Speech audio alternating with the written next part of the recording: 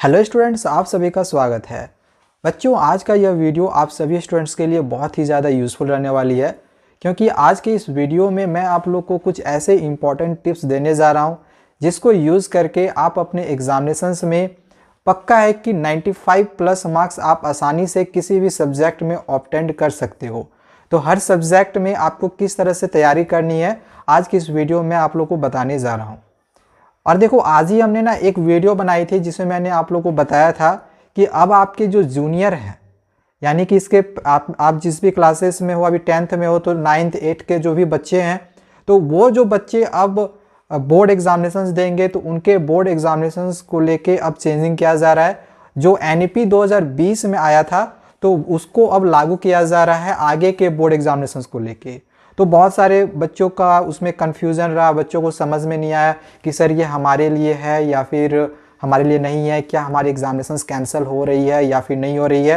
देखो, आपकी जो एग्जामिनेशंस है वो कैंसिल नहीं हो रही है। इनफैक्ट जो आपके जूनियर रहेंगे उनकी भी एग्जामिनेशंस कैंसिल नहीं हो रही है। ठीक है, मैंने उस वीडियो में आप लोग को मैंने ये बताया था कि अब आप लोग की जो है नई एजुकेशन पॉलिसी आ रही है। ठीक है, तो इस साल तो जैसे बोर्ड एग्जामिनेशंस हो रहे हैं वो तो होंगे ही, लेकिन हो सकता है कि आगे 2024 में जो एग्जामिनेशंस होंगे तो उसको सेमेस्टर वाइज किया जाएगा, यानी कि 5+3+3+4 ये वाला जो सिस्टम है ये लागू किया जाएगा। अभी 10+2 सिस्टम चल रहा है, लेकिन अब 5+3+3+4 सिस्टम लागू होगा 2024 बोर्ड एग्जामिनेशंस। आप लोग का कुछ ज़्यादा अफेक्ट नहीं पड़ेगा, मतलब आप लोग की एग्जामिनेशंस अभी फिलहाल वैसी होंगी, लेकिन जब आप 11 क्लास जाओगे तो हो सकता है कि आपकी जो 12th की एग्जामिनेशंस हो वो अलग तरीके से हो। ठीक है, तो उसके बारे में मैंने वो वीडियो बनाई हुई थी, तो बहुत सारे बच्चों को कन्फ्यूज़न था। तो मैंने आप लोग को यहाँ पे इस वीडियो में बस ये एक जो कन्फ्यूज़न था उसको मैं बस दूर कर रहा हूँ कि ऐसा ना सोचे कि आपकी एग्जामिनेशंस नहीं होगी या फिर आपकी जो बोर्ड परीक्षा है वो नहीं हो रही है।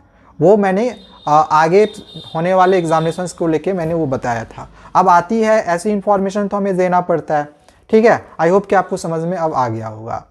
अब चलिए आते हैं कि कैसे हम अपने एग्जामिनेशंस की तैयारी अभी से कर सकते हैं। देखो, ये जो महीना है, अभी ये नवंबर का महीना है। नवंबर का महीना लगभग अब खत्म होने वाला है, 10 दिन बचे होंगे मैक्सिमम।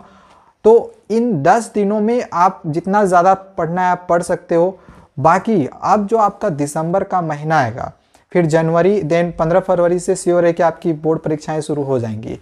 तो देखा जाए कि तो 2 महीना मैक्सिमम आप लोग के पास समय है, और जो दिसंबर का महीना होता है वो पूरा का पूरा सिर्फ बोर्ड एग्जामिनेशंस को लेकर ही ख़त्म हो जाता है। इनफैक्ट कुछ स्कूलों में तो फरवरी के महीनों में भी जनवरी के महीनों में भी बोर्ड एग्जामिनेशंस चलती हैं।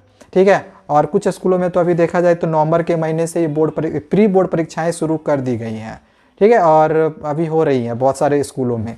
तो देखा जाए तो जो एग्जामिनेशंस का जो एक समय है ना वो अब आ चुका है। तो यहाँ से अपनी जो स्टडी है वो आपको थोड़ा सा सुपर फास्ट करना होगा, पहले तो ये है। ठीक है, अभी से आपको थोड़ा सा अच्छे से ध्यान देके पढ़ना होगा। अब सवाल आ जाता है कि सर हम पढ़े कैसे। तो देखो, इसके लिए हमने पहले के भी वीडियोज़ में जैसे कि हमने बहुत सारे चीज़ें बताई है, लेकिन कुछ नई नई चीज़ों के मैं बताने के बारे में इसमें आपको मैं बताने जा रहा हूँ। तो पहली चीज़ तो ये, जैसे पहले भी हमने कहा था आप लोग को कि एक टाइम टेबल आप लोग का होना चाहिए। तो जिन बच्चों को टाइम टेबल बनाने नहीं आता है, या फिर कैसे आप खुद से टाइम टेबल क्रिएट कर सकते हो, या फिर आपको अगर क्रिएट नहीं करने आ रहा है तो मैंने ऑलरेडी टाइम टेबल बनाया हुआ है, आप देख सकते हो कि कब हमें कैसे कैसे समय में हमें पढ़नी चाहिए और कैसे हम अपने सिलेबस को कंप्लीट कर सकते हैं। तो टाइम टेबल हमने ऑलरेडी बनाया हुआ है, उसको एक बार देख लेना, डिस्क्रिप्शन पे लिंक दिया हुआ है। ठीक है, तो टाइम टेबल सबसे पहले आप लोगों के पास होनी चाहिए और उसके अकॉर्डिंग आप लोगों को पढ़ना चाहिए। अब ज़रूरी नहीं कि मैंने जो आप लोगों को टाइम टेबल दिया है उसी के अनुसार आप पढ़ो, आप खुद से भी टाइम टेबल बना सकते हो अपने अनुसार। ठीक है, तो मैंने जो टाइम टेबल दिया हुआ है उसको देख के वहाँ पे आप थोड़ा बहुत चेंजिंग कर सकते हो। ठीक है, ओके, तो ये पहली चीज़ हो गई कि एक टाइम टेबल होनी चाहिए। दूसरी चीज़ कि अभी से आप लोग को क्वेश्चन पेपर की ज़्यादा से ज़्यादा प्रैक्टिस करनी पड़ेगी, यानी कि कुछ ऐसे सैम्पल क्वेश्चंस की प्रैक्टिस करने की अब ज़रूरत है जो एग्जामिनेशंस में आएंगे और कुछ प्रीवियस ईयर्स के क्वेश्चंस की भी प्रैक्टिस करनी पड़ेगी। तो हमेशा से जैसे कि मैं रिकमेंड करता हूँ, जो कि आपको आप लोग के लिए जो होती है एक बेस्ट बुक होती है वो है एजुकार्ड की बुक। इसका मैंने डिस्क्रिप्शन पे बाय लिंक भी दिया हुआ है, आप चाहो तो बाय कर सकते हो। बहुत सारे बच्चों ने खरीद भी लिया है, बहुत सारे बच्चे कन्फ्यूज थे कि हम कौन सी बुक खरीदें। तो जैसे कि मैं हमेशा से बोलता हूँ कि आपको एजुकार्ड की बुक लेनी चाहिए। रीज़न वही है कि इसमें आप लोग के ज़्यादा से ज़्यादा सेट्स हैं और एग्जामिनेशंस में क्वेश्चंस यहीं से आते हैं। जो हमारे टॉप एजुकेटर्स हैं जो कि पढ़ाई के मामले में हमारे लिए जो एजुकेशन के वीडियोज़ लाते हैं, तो वो आप लोग को एजुकार्ड की बुक ही रिकमेंड करते होंगे।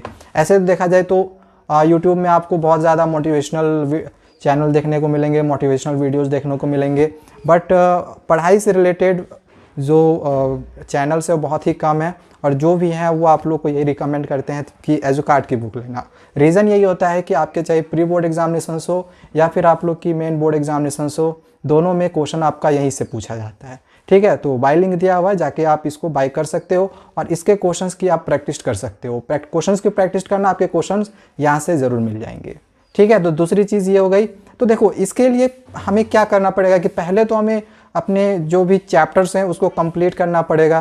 तो जितनी जल्दी हो सके अपने चैप्टर्स को कंप्लीट कर दो। और चैप्टर आपका कंप्लीट कैसे होगा, तो टाइम टेबल के अनुसार पढ़ो। 1 महीने के अंदर आप लोग का जो भी चैप्टर है वो पूरा कंप्लीट हो जाएगा, अगर आप मेरे दिए हुए टाइम टेबल के अनुसार पढ़ते हो तो। ठीक है, ये दूसरी चीज़ हो गई।